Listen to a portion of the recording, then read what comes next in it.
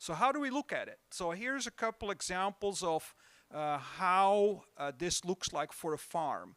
So we calculate, like I said, for each cow after calving, or FCI value, and this graph shows you how we group it by month of calving.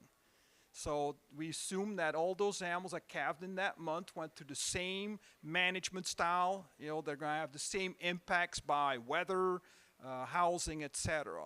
So you can see, you know, the bar here represents the bottom is your 25th percentile, and the top of the bar is your 75th percentile. So when you rank all the animals, you know, from that calved in that month, from the lowest to the highest, you have the bottom 25, the top 25, and then you have the median in the middle. So the median is the black line.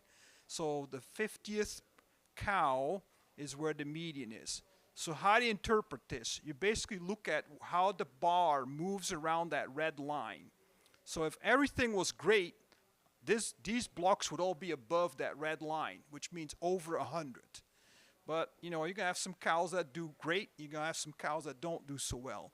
But when you look at the bar, like here we have a period of time, you know, in earlier or later 2024 where it really dropped.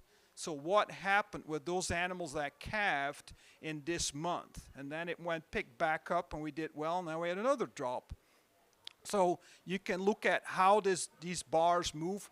But the other thing you can look at is the width of the bar. So the smaller that bar is, that means a lot of cows are all producing very consistently at the same level. Their FCI values are very close. The wider that bar means there's a lot of variations. You got cows that did really bad, and you got cows that did really well. So what you really want is a narrow bar. So that's how you can look at it over time. So, you know, every time we have new DHIA data, you know, this graph will get updated. And you can see the trend and talk to your nutritionist, your veterinarian, say, okay, what happened here or what happened here, and you know, what did we do right, because it went a lot better the month after.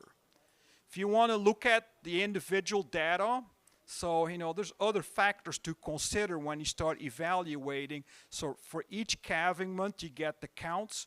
Then we have a lot of twinning, a lot of abortions that month. You know, what was the calving ease? Do we have a lot of cows with difficulty in calving?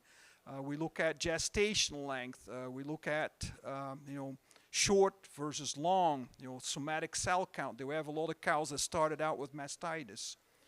So what does it mean? So this number here, that minus 17.9 for the month of August, what that tells me is if the cows that were below 100 FCI had performed at what we predicted they should be able to, we would have gained almost 18 pounds of milk per day.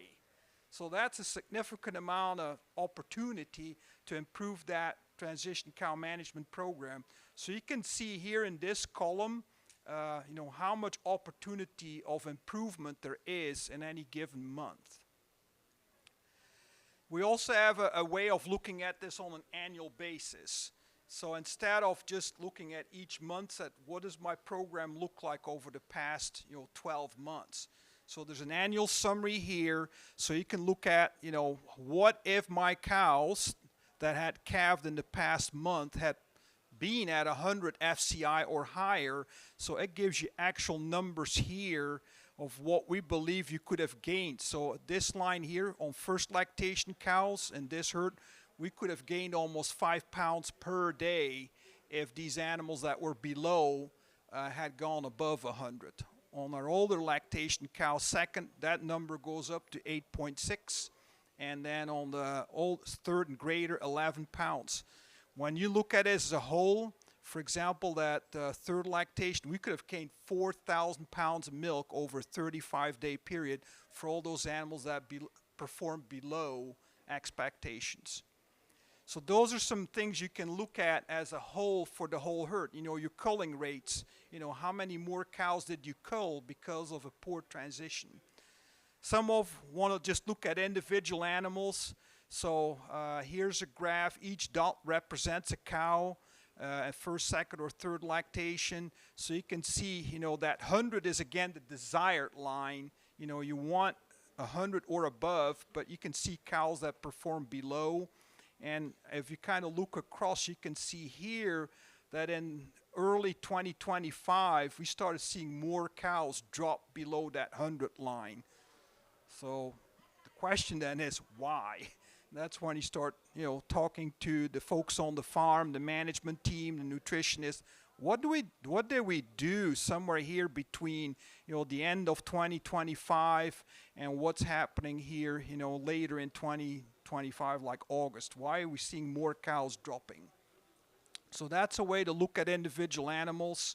If you are interested in seeing the values on each cow, you can certainly pull that up. It gives you what we believe the cow produced, her milk yield, fat, protein. That's all DHIA data. And you can basically drill down on some of these low cows and find out why.